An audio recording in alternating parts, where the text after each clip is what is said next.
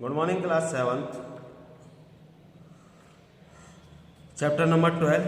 ये अभी अभी रनिंग में है एल्जेब्रिक एक्सप्रेशन, जिसमें मैंने एक्सरसाइज आपको 12.3 दी थी कि 12.1 में तो आपने देखा था टर्म्स, किस प्रकार से टर्म्स को सेपरेट करते हैं और किस प्रकार से फैक्टर्स निकालते हैं, किस प्रकार से उनका कोफिशिएंट निकालते हैं और एक एल्जेब्रिक एक्सप्रेशन होता क्या है, वेरिएबल क्या होते हैं, कांस्टेंट क्या होते हैं, ठीक है ना।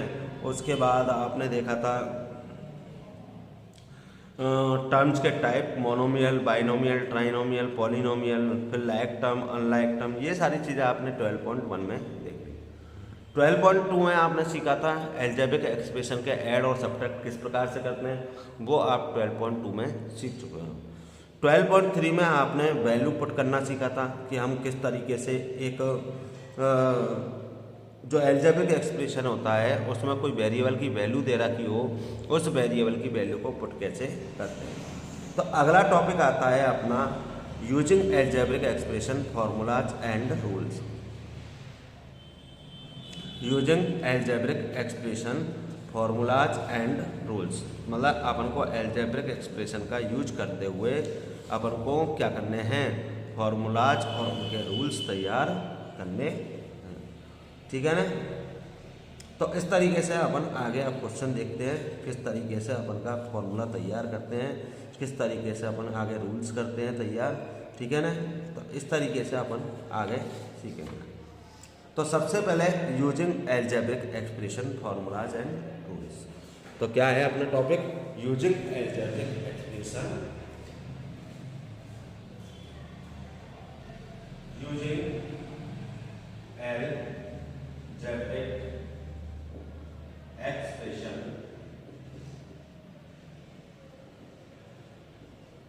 Using algebraic expression formulas and rules,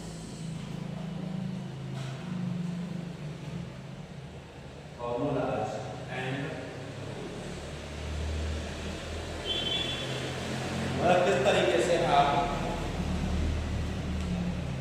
algebraic expression है उसका यूज करते हो, फॉर्मूला रूल्स तैयार करते हो। जैसे कि पैरामीटर होते हैं, क्या होते हैं, पैरामीटर, ठीक है ना। जैसे मान लो इक्विलैटरल ट्रायंगल है, उसका पैरामीटर एक है, स्क्वायर का पैरामीटर, उसके बाद है पेंटागन। मतलब आपको इसमें आपको पैरामीटर बताए जा रहे हैं किसके, किस चीज़ के, उस चीज़ के पैरामीटर बता रहे हैं जिनकी साइड क्या होती है, इक्वल, जिसकी सभी साइड क्या होती हैं, इक्वल, उनके पैरामीटर बता रहे हैं। किसके पैरामीटर बता रहे हैं, जिसके क्या होती हैं, सभी साइड इक्वल होती हैं, उनके पैरामीटर की हम क्या कर रहे हैं, बात कर रहे हैं, ठीक है ना।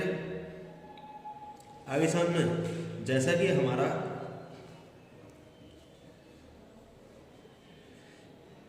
पैरामीटर की बात करते हैं, parameter of equilateral triangle, parameter of equilateral triangle.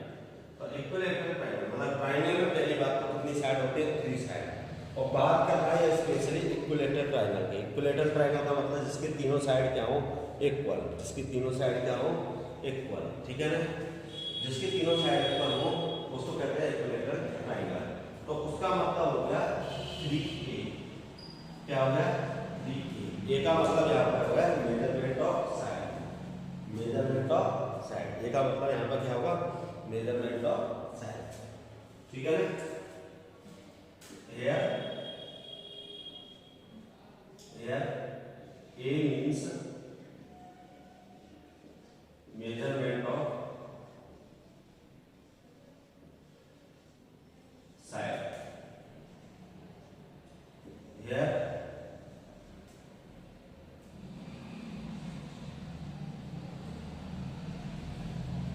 A means measurement of side. इसी प्रकार parameter of square, parameter of square, square में कितनी साइड होती है, 4 साइड, स्क्वायर में कितनी साइड होती है, 4 साइड, और स्क्वायर की 4 साइड भी क्या होती है, इक्वल, स्क्वायर की 4 साइड भी क्या होती है, इक्वल, इसलिए इसका पैरामीटर हो गया 4a। क्या हो गया, 4a। ठीक है ना, इसका पैरामीटर क्या होगा, 4a। ठीक है ना, जैसे कि पैरामीटर ऑफ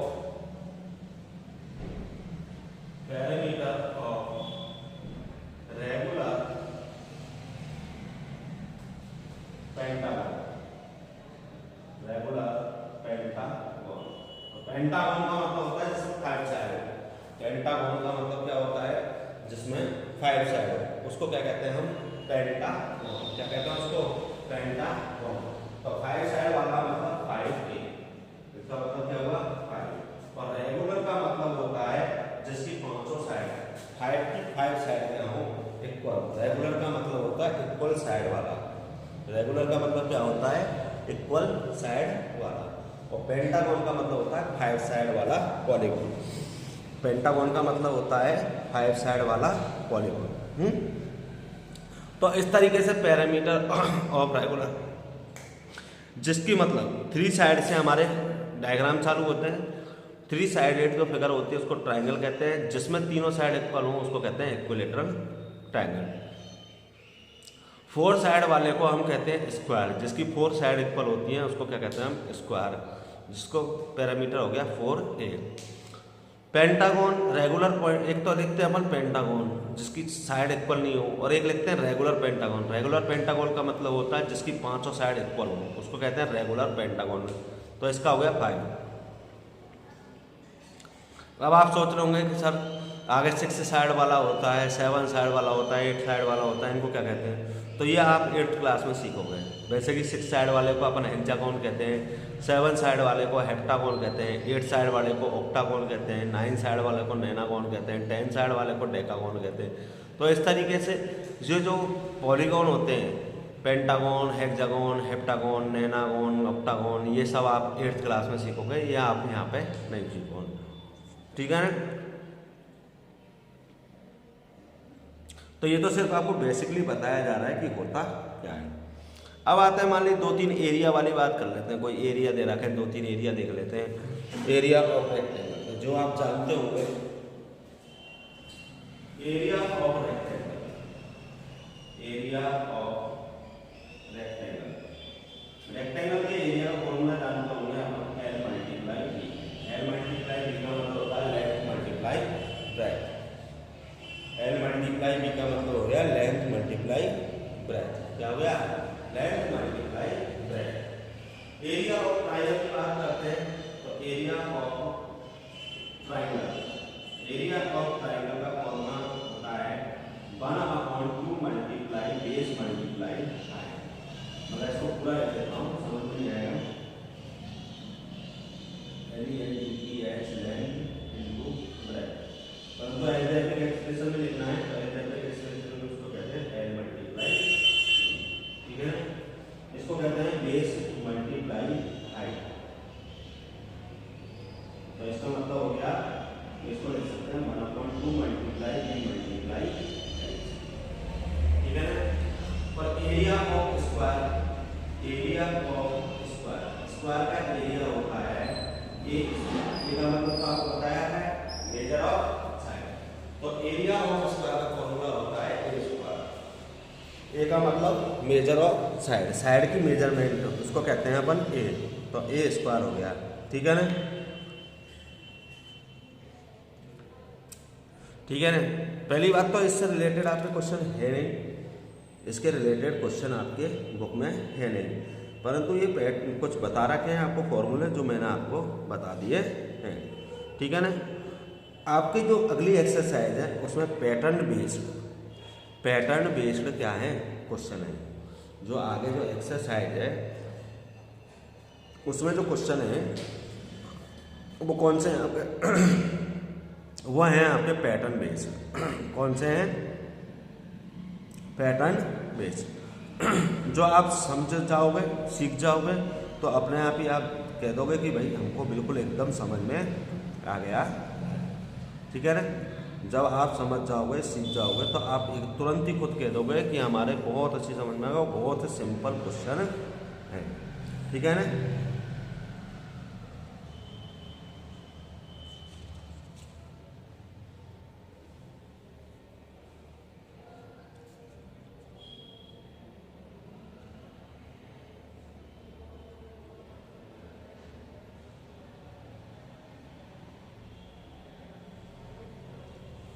चले।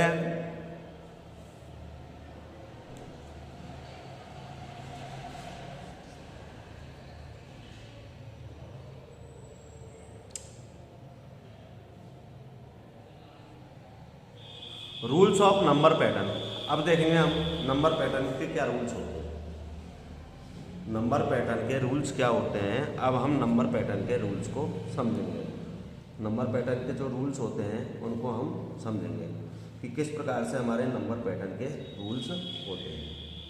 ठीक है ना। तो अगर आप कहें तो सीधा अपन एक्सरसाइज पे चलें, अगर कहें तो अपन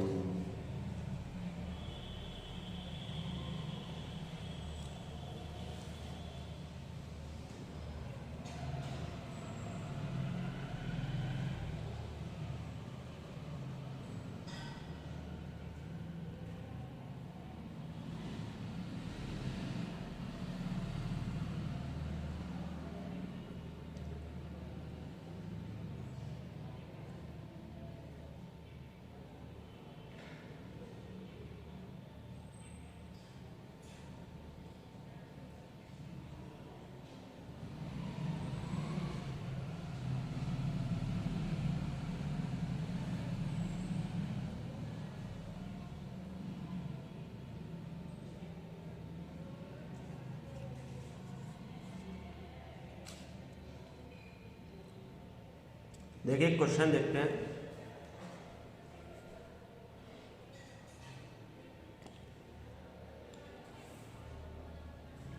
नंबर पैटर्न का एक क्वेश्चन देखते हैं।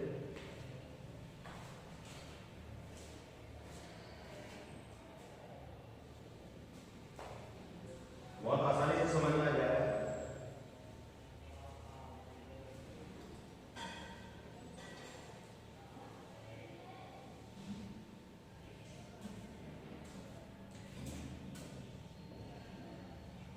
नंबर पैटर्न,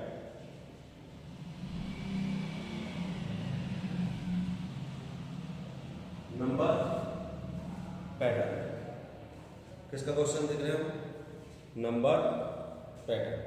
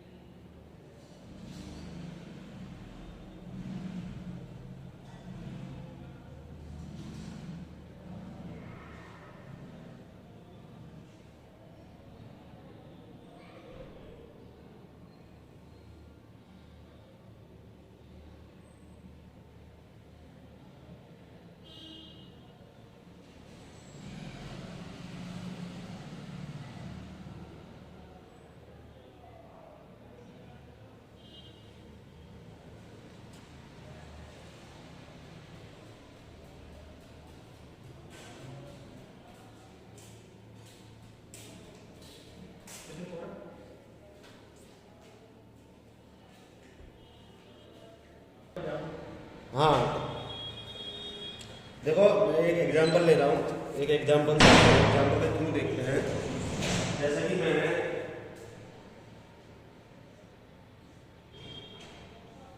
ये उसके बाद है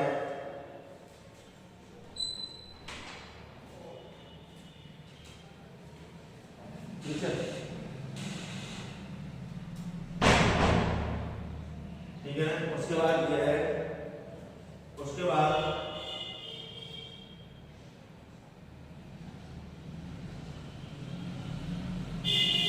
ये है, उसके बाद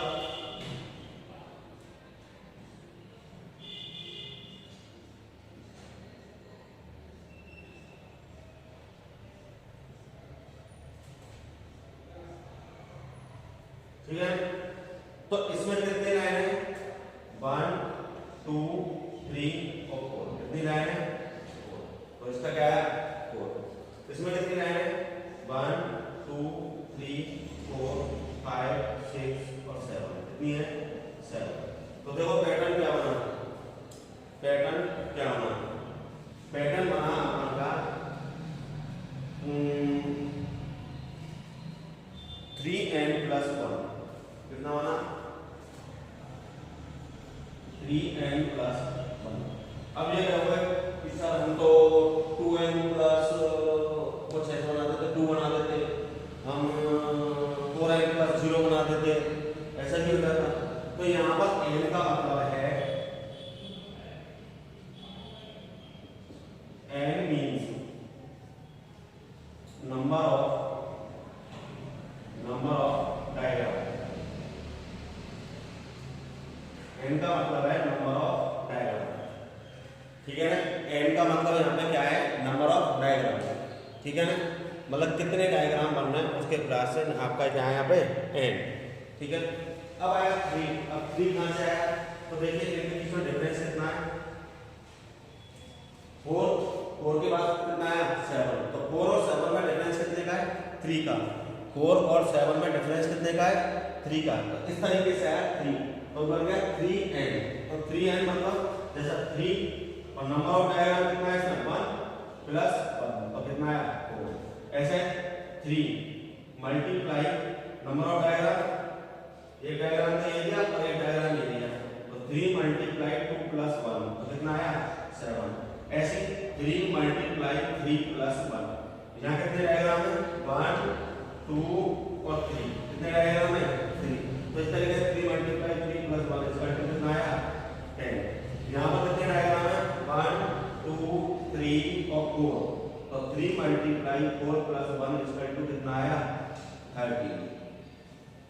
ठीक है ना? तो समझ में आया पैटर्न? तो पैटर्न ये कहता है, क्या कहता है?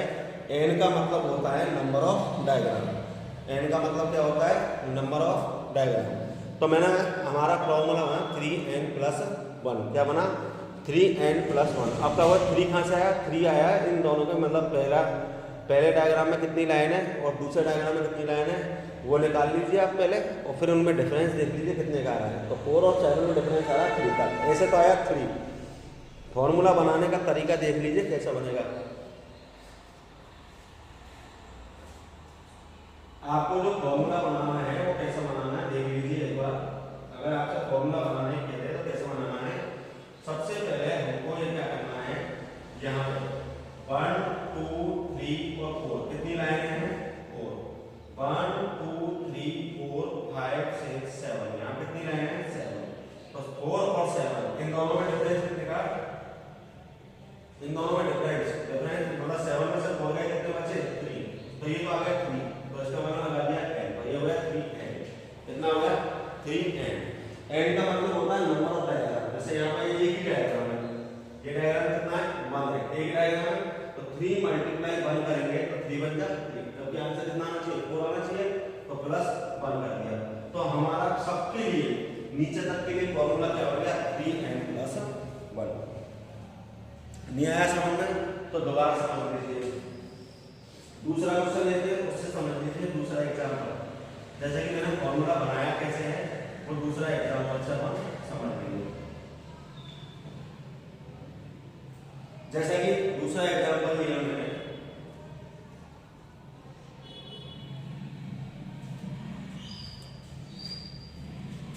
दूसरा एग्जाम्पल लिया मैंने ये, इसके बाद ये, इसके बाद लिया मैंने ये, इसके बाद दिया मैंने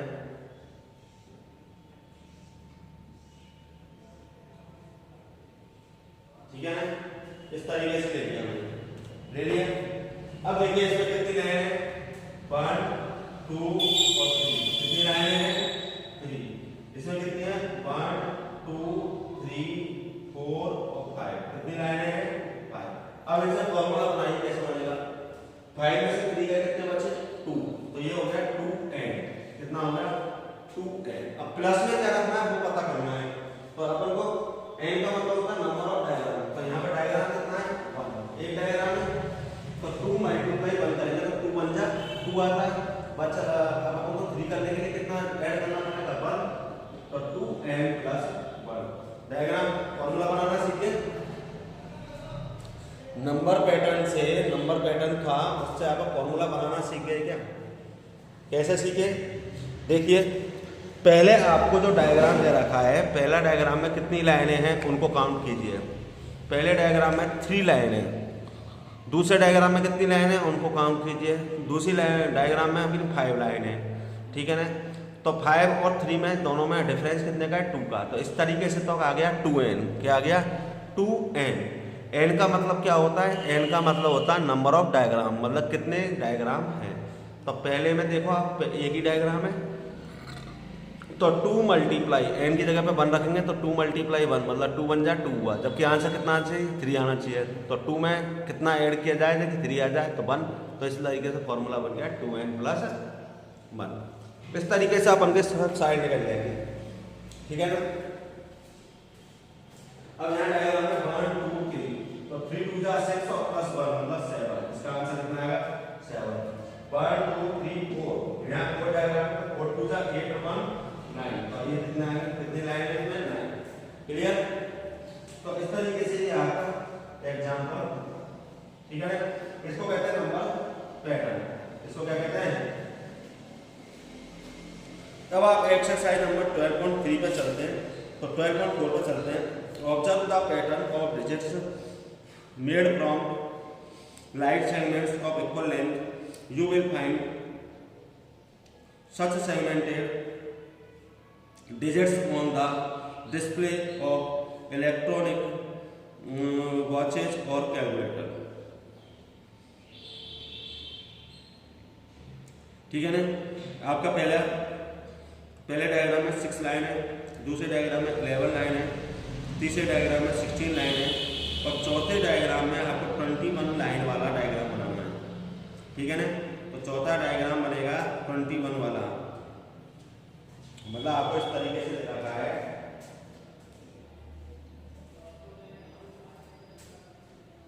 मतलब एक बॉक्स बना रखा है, उसमें एक इस तरीके से रखा है, यही है ना।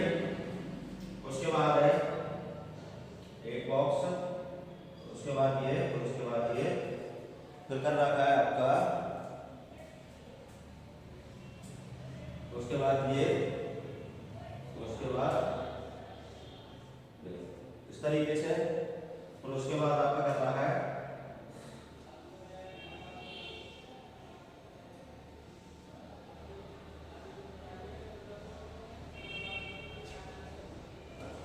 इस तरीके से, ठीक है ना। ये दे रखा है 6 और ये दे रखा है आपको 11, ये दे रखा है 16, ठीक है ना। और आगे आपको फार्मूला दे रखा है, इधर निकालना आपको 21 का, तो इधर निकालना 5n + 1, ठीक है ना। तो आपको उसमें 21 का निकालना है। किसका निकालना है 21 का। तो 21 के लिए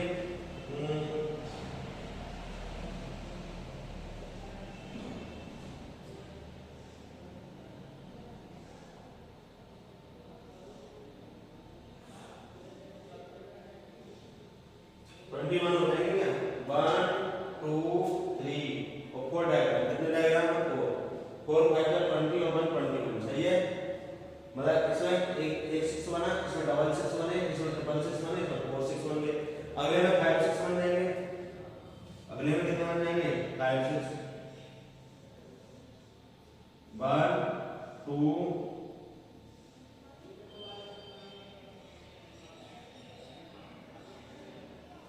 1 2 3 4 5, इतने से समझ गए 5।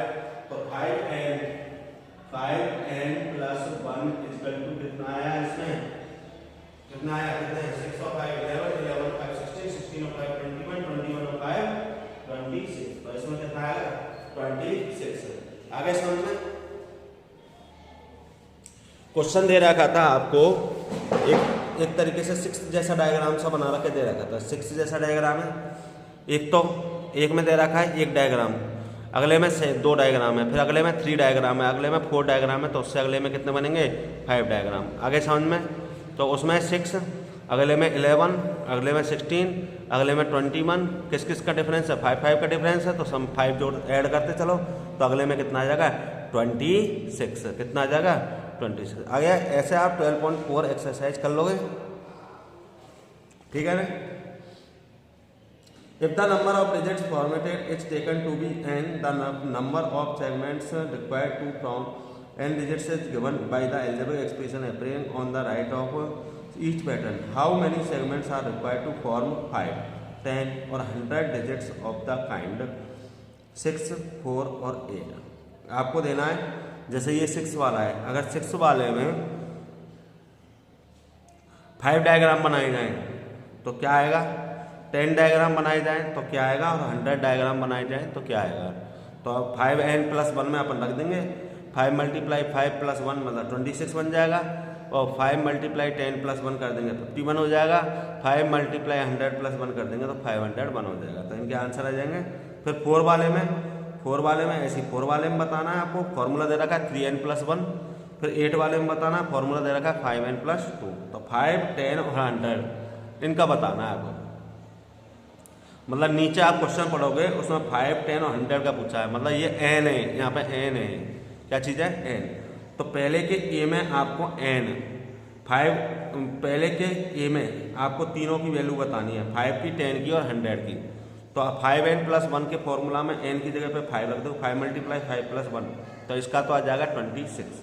फिर 5 × 10+1 रखोगे तो इसका आ जाएगा 51। फिर 5 × 100+1 रखोगे तो इसका आ जाएगा 501। तो ए के तीनों हो गए। ऐसी बी में रखना है इनको, फॉर्मूला 3n+1 दे रखा है उसमें। फिर सी में रखना है 5n+2 फॉर्मूला दे रखा है उसमें, ठीक है ना। अगला आपके समझ में आ ही जाएगा। अगले में है 2n-1 फर्स्ट, तो इस n की जगह पर जो ऊपर first, second, third, fourth, fifth ऐसा दे रखा है ना, ठीक है ना।